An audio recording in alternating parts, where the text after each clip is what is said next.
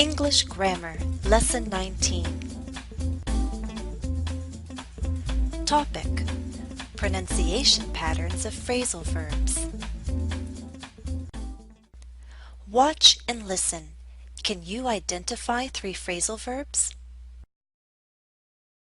Today I drove up to New Hampshire to get my accordion tuned. At Accordion Connection, I ended up doing more repairs than I expected, but my accordion is in good condition now, so I'll drive back happy. You heard these 3 phrasal verbs: drive up, end up, drive back. Remember, a phrasal verb is a verb plus 1 or more particles. When these parts come together, they create a new definition. Did you understand the meanings of these 3 phrasal verbs? I said I drove up to New Hampshire. My home is in Massachusetts and New Hampshire is in the north. To drive up means to go north by car. I also said I ended up doing more repairs than I expected. So if you end up doing something, you find yourself in an unexpected situation.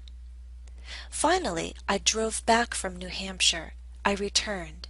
To drive back is to return by car. Note how we can easily create new phrasal verbs if we change our mode of transportation.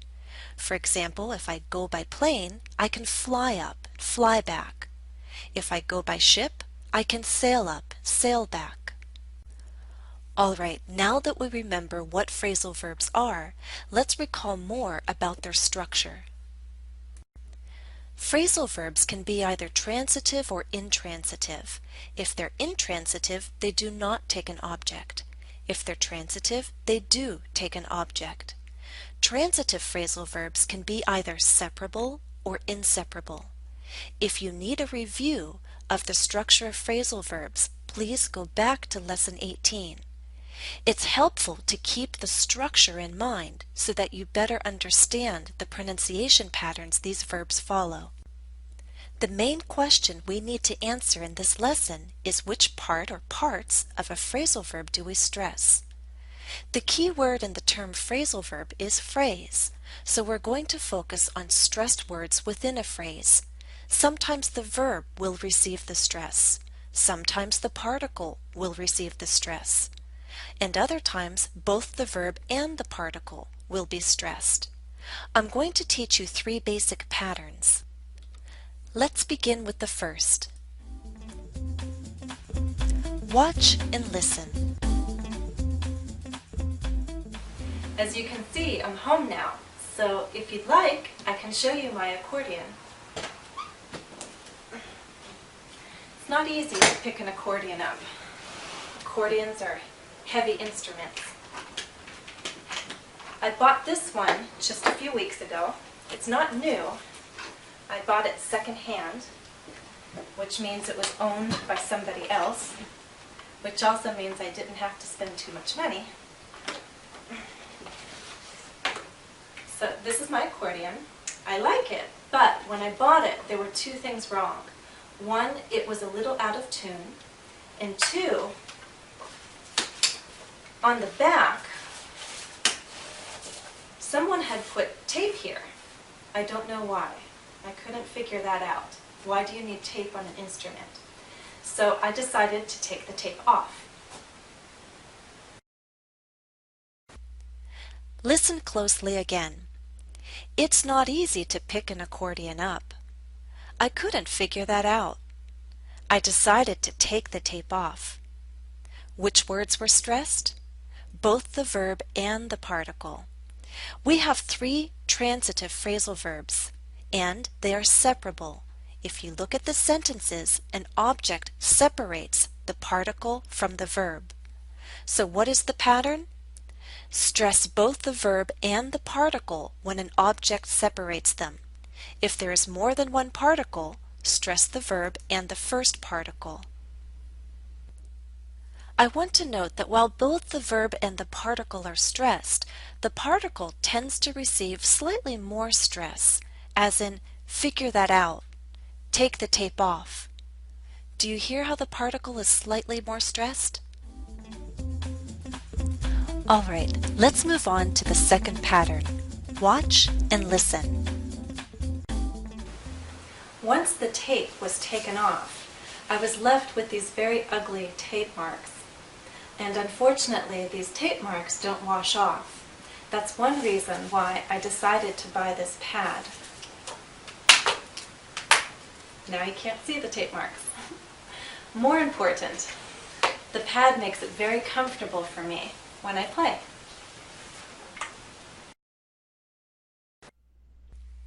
Listen closely again. Once the tape was taken off, I was left with these very ugly tape marks. Unfortunately, these tape marks don't wash off. Which words were stressed? Only the particle. In the first sentence, take off is a transitive phrasal verb, but it's being used in the passive voice, so there is no object. In the second sentence, wash off is an intransitive phrasal verb. Again, we have no object. So what's the second pattern? Stress the particle of a phrasal verb when it comes at the end of a sentence or phrase. In other words, before a pause. Let's move on to the third pattern. Watch and listen.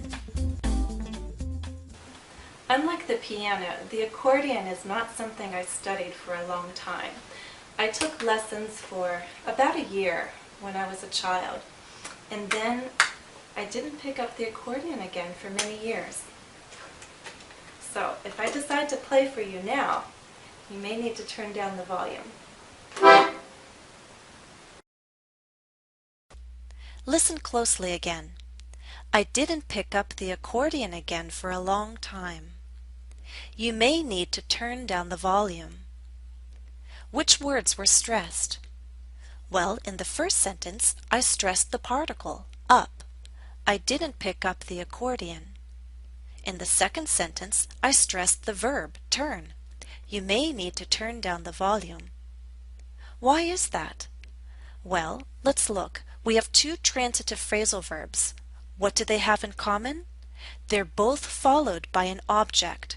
Pick up what? The accordion. Turn down what? The volume. So the third pattern is to stress either the main verb or the particle when it's followed by an object. How do you know what to stress? Let the overall rhythm of the sentence be your guide. Let me read both sentences again, and I'm going to clap so that you can more clearly hear the rhythm. I didn't pick up the accordion again for a long time. Didn't pick up the accordion. Didn't pick up the accordion. It makes sense to stress up. Second sentence, you may need to turn down the volume. You may need to turn down the volume. You may need to turn down the volume. Here, it makes more sense to stress the verb, turn. Let's summarize what we've just learned. Pattern 1. Stress both the verb and the particle when an object separates them. Example, take the tape off, with the particle receiving slightly more stress. Pattern 2. Stress the particle of a phrasal verb when it comes at the end of a sentence or phrase. In other words, before a pause. Example, it doesn't wash off. Pattern 3. Stress either the main verb or the particle when it's followed by an object. Let the rhythm of the sentence guide you.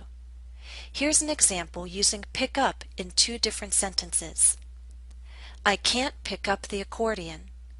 Can you please pick up my accordion? Exercise 1. Read each statement aloud. Decide which stress pattern is appropriate for the phrasal verb. Example, look at the statement. Think, what kind of phrasal verb is this? It's intransitive, so there's no object. This phrasal verb has no object and it falls at the end of a phrase, before a pause. What does that mean? We should stress the particle. The rhythm is, it's easier if I sit down to play. It's easier if I sit down to play. 1. Read the statement. Which parts of the phrasal verb are you going to stress?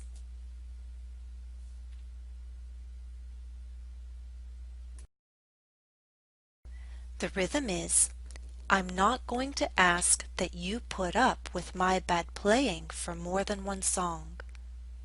A little faster. I'm not going to ask that you put up with my bad playing for more than one song. 2. Read the statement. Which parts of the phrasal verb will you stress?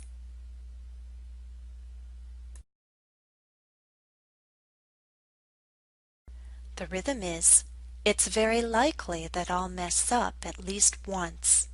A little faster. It's very likely that I'll mess up at least once. It's also possible to shift that last stress to least. It's very likely that I'll mess up at least once. Did you hear that shift? Now look at number 3. Which parts of the phrasal verb will you stress? The rhythm is, I won't start over again. A little faster. I won't start over again. 4.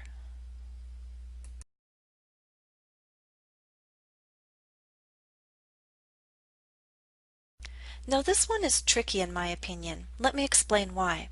We have an intransitive phrasal verb, which means there's no object and there's no separation. So according to the basic patterns, we should stress the particle. But this phrasal verb doesn't fall at the end of a phrase or the end of a sentence. It doesn't come before a pause. We have this ing form of the verb, keep on playing. So I think we should let the overall rhythm of the sentence be our guide. After all, we're dealing with patterns, not fixed rules that can't be broken. So I think the overall rhythm is telling us to stress the verb, keep, and this ing form of the verb, playing.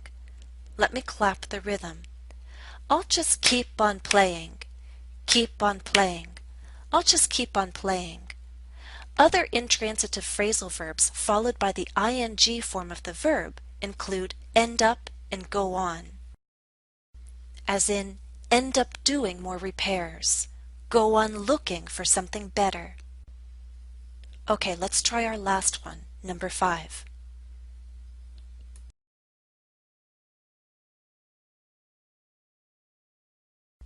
The rhythm is, hopefully you won't turn off your computer. A little faster. Hopefully you won't turn off your computer.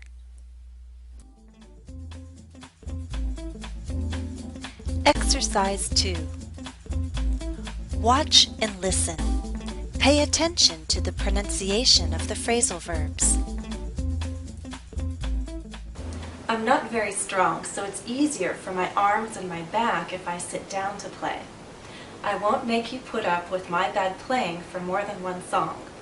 And if I mess up, and it's very likely I'll mess up at least once, then I won't start the song over again. I'll just keep on playing. And hopefully you won't turn off your computer. To those of you who know good accordion playing, my apologies.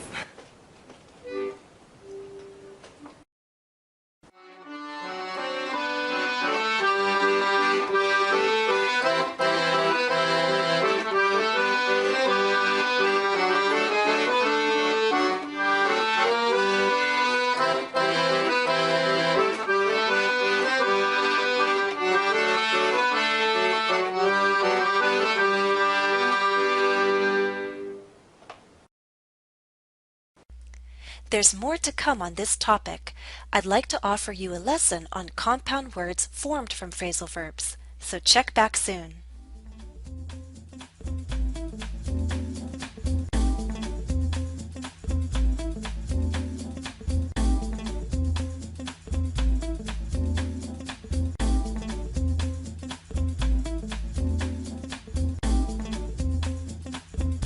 Additional practice for this lesson is available at EnglishCafe.com. My username is JenniferESL. Follow the direct link listed in the video description. That's all for now. Thanks for watching and happy studies.